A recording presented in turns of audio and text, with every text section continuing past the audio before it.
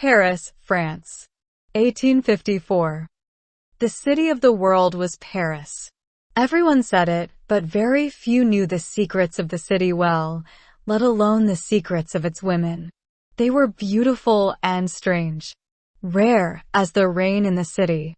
The rain was rare maybe because of the Cabanuelas, far away at the Spanish border. The intruding tide in La Manche Channel that affects as far as the English coast. Or maybe the water of the Meuse River that evaporates in Belgium and rushes without permission into the French watershed. So, it had to be true. The city of Paris. Strange women knew how common it was to see rain in at least one summer day. When Apollon ran away from home with Louis, the rain that day was rare, or at least she thought it was. In her strangeness, she claimed to be a woman who attracted water. That's how she learned it from her mother, and every woman in her family thought so. None of them knew why. It seemed like a coincidence, but perhaps it was true. Vertical rain with heavy drops. Brown rain, flying in the wind and bothering the face. Sometimes slanted rain that turns quickly into a stream. There was a lot of rain. Water was plentiful wherever those women were, sometimes for good and sometimes not. When Louis heard about it, he thought of how unlucky he was that it didn't rain the day when the bakery was burned down and destroyed.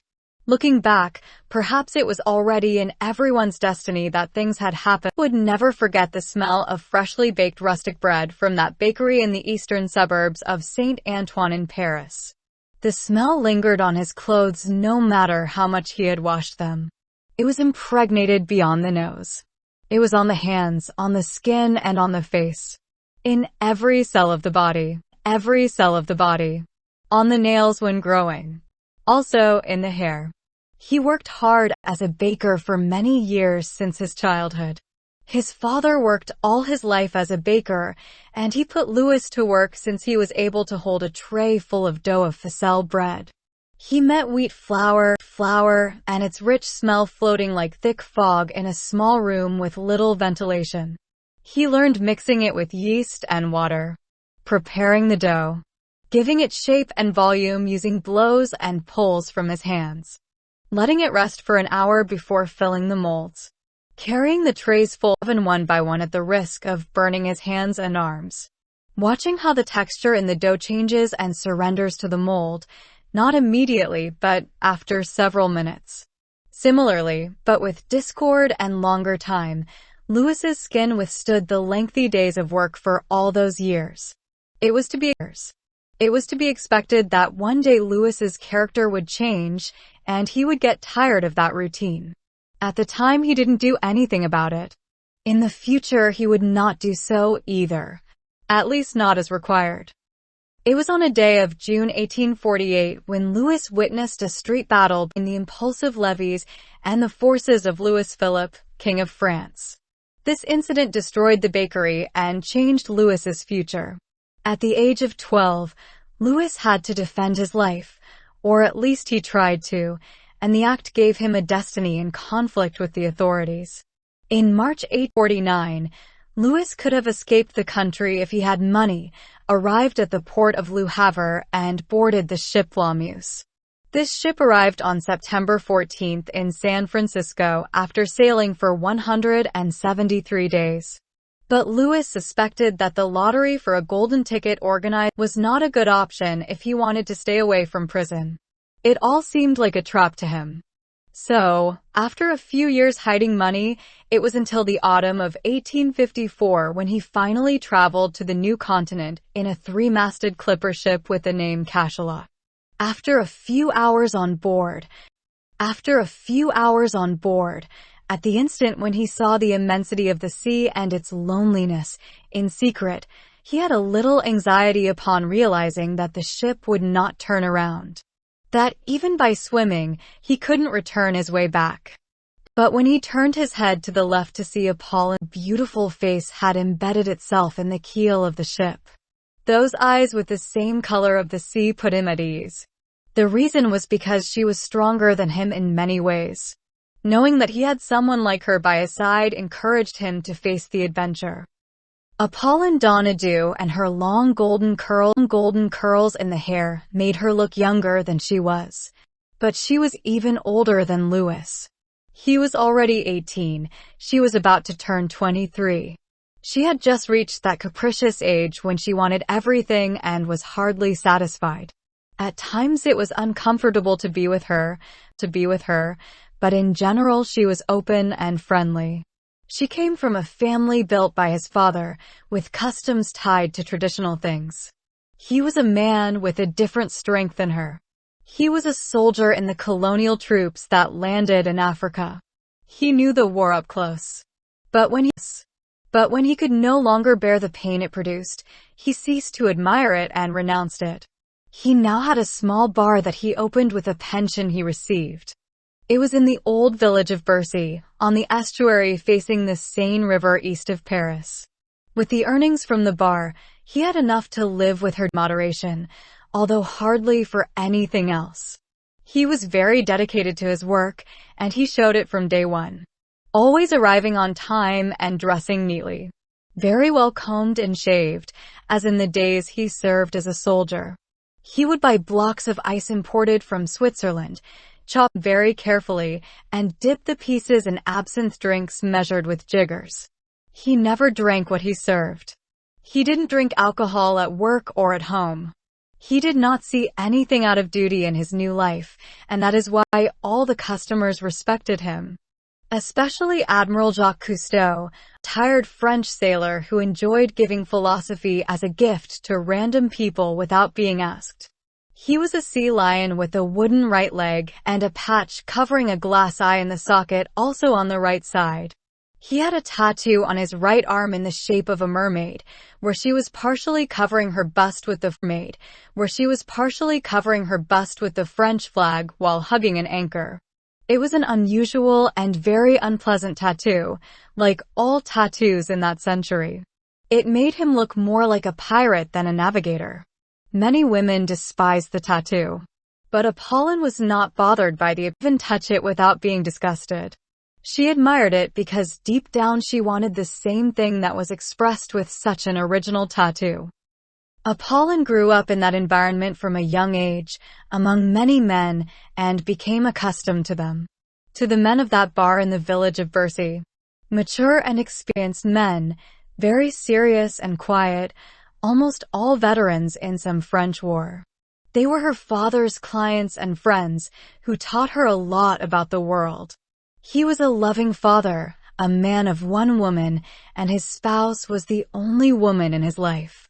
Apollon's childhood was full of joy because of that. The couple filled it with fond memories. But he became cold and indifferent to his daughter after his wife died. She was his world and direction. She died, and the monotony became his new pace. Nothing was the same for him. Everything without his wife felt like an obligation. Even life itself. He changed in a way that he didn't know how to live with her daughter. Living with her seemed like a second job that he did out of obedience. With time and age, Apollon decided to look for another job in Paris and to try to cut that strong dependency. We always reach an age when we start to get bored of the same talk and advice from our parents. Sometimes they do weird things to hold us, to regain our attention. Insignificant things, but sometimes important ones. After Apollon heard this from Admiral Cousteau, she got bored of her father's routine of things without intentions, and from that day, everything got to her to the point of wanting to leave the house. Apollon also changed a lot with her mother's death, taking care of her from an illness for a very long time, and in the end watching her die at home, with a suffering that she hated, her mother's and hers. In life she had never suffered like this. And after that day, she was afraid of pain. The one that unsettles and despairs. The pain that presses on the lungs and does not let you breathe. It takes over everything good. It irritates the eyes and agitates the pulse. It reaches the heart and stabs it, like a block of ice on the hands. A pain that does not let the heart melt, and it does not care that it lives numb from frostbite. She even thought about suicide. She thought she would not bear to live like this, but she survived. That time she didn't kill herself. But she didn't know if she would next time. Fortunately, she did not suffer the same way for all the following years. In addition, she loved her father. She wouldn't hurt him in life like that. She remembered with military, spent many years collecting them. Things that she learned from daily life and later became routine. Like sleeping on your back at night to avoid folds that are permanently marked on the face, and always strapping the breast towards the center. Waking up and quickly get well dressed, perfumed and groomed, because every day is like a party regardless of going out to the plaza or not. Having 1 hour to take a break and drink tea. Sitting at the table, get the food served only at a table, and eat it there. Never stuff your mouth with food. Eating slowly, with small bites to enjoy the flavor for longer. Never mix food in the mouth. Stand up and leave the table after everybody finishes eating. Tuck your stomach when walking and walk like that all the time. When going outside the house, never open the umbrella while inside. And always keep in the cupboard and out of the rats a piece of old bread from that bakery in the suburb of Saint Antoine. Not for remedies, but only very serious emergencies. All those things lost importance after her mother died. Everything in her life changed when she tried to leave home for the first time, and on the way, she arrived at that dilapidated bakery where she met Louis. Louis was different from all other women. Apollon, who lived in the same place for many years, without traveling or knowing anything different. Thinking she knew everything from what she had learned in the bar in the village of Bercy.